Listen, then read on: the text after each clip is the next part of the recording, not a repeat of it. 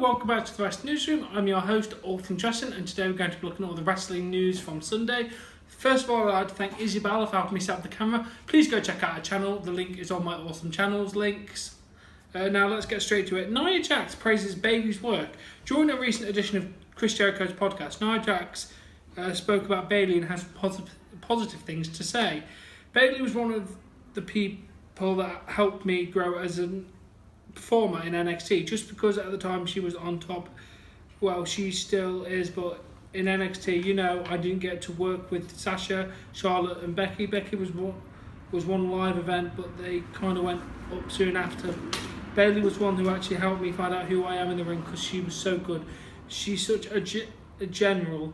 She really helped me get into the ring and learn who I am, and then, you know, being the bigger monster girl, like other matches, and kind of like throw them around, squash them, boom, boom, boom.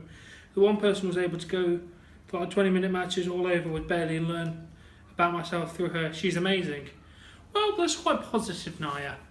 Bit out of your character, but yeah, it's nice to know that Bayley does know how to help people. Now we go to some interesting news.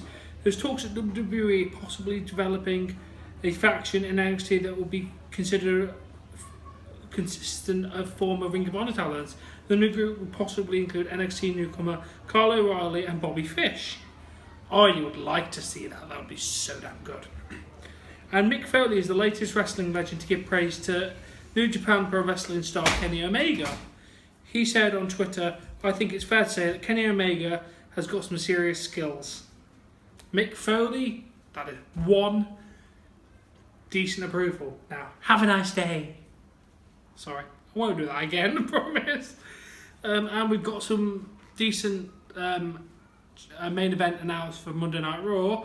A last man standing match between Braun Strowman and Roman Reigns. That would be pretty decent. And Road Dogg responded to a fan's tweet regarding Eva Marie leaving WWE. They found that Bill, just Bill, I'm not going to pronounce the rest of the name, is confirmed, verified, whatever you call it. So he's big deal, man. He's a big deal. He said Eva Marie is going tragic. That's a major sign that WWE have forgotten that men have dicks and love hot women. Have a word, Road Dogg. And Road Dogg responded, "It wasn't a decision, but at least your tweet is crass and classless. Come on, Bill, keep it clean." On my Twitter, TL. I assume that means Twitter, dude. Fair enough. That is just bad, Bill. Fuck you, Bill. We don't like you. Be more like Bill on Facebook. He's better. And Zayn and Owens worked as a team during a live event. On Saturday night's live event in Montreal, Canada, Kevin Owens saved Pat Patterson from WWE champion Jinder Mahal. Sami Zayn and Owens worked together to send Mahal out of the ring. I thought that was very interesting. I wanted to see what kind of crowd reaction, I guess. They wanted to know what would happen. But that's pretty cool. And we have some big breaking news. Brandie Rhodes has gone from GFW after reportedly asking for her release. It appears that she had gotten a job with a non-wrestling television show in Atlanta, Georgia.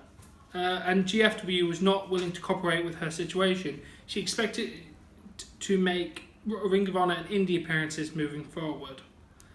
Well, I can agree with you, Brandie. If they're not going to work with you, just tell them to go shove it up their arse. And Magnus explains why he didn't stay with GFW. There was no release, there was nothing like that. A contract was offered to me, but which I declined. Anthony offered me a contract. I read the contract. It's not something that I'll say in the nicest way I can. I'll say this in the nicest way I can. It's not a contract that anyone with any value, sense, or self-value, self-worth would sign. There's no point in signing a contract that makes you exclusive to one place if you're not getting anything in return. Ooh, Magnus just slammed him right out of the park. So their contracts are basically worthless. This piece of paper has more worth than their contracts. I'm not going to lie. GFW have got nothing going on for them, and they are going to possibly go bankrupt because Anthem is doing no good for them. Jeff Jarrett's doing no good, and they're going to go down the toilet. This is one of the reasons why I stopped watching, because it became shit. Personal preferences aside, good job Brandie and Magnus getting out of that. Now, this has been the news. It has been fun. As always, if you have enjoyed it, please give me a like. Please support me on Patreon. A link in the description below. Subscribe to see more content, and I'll catch you later.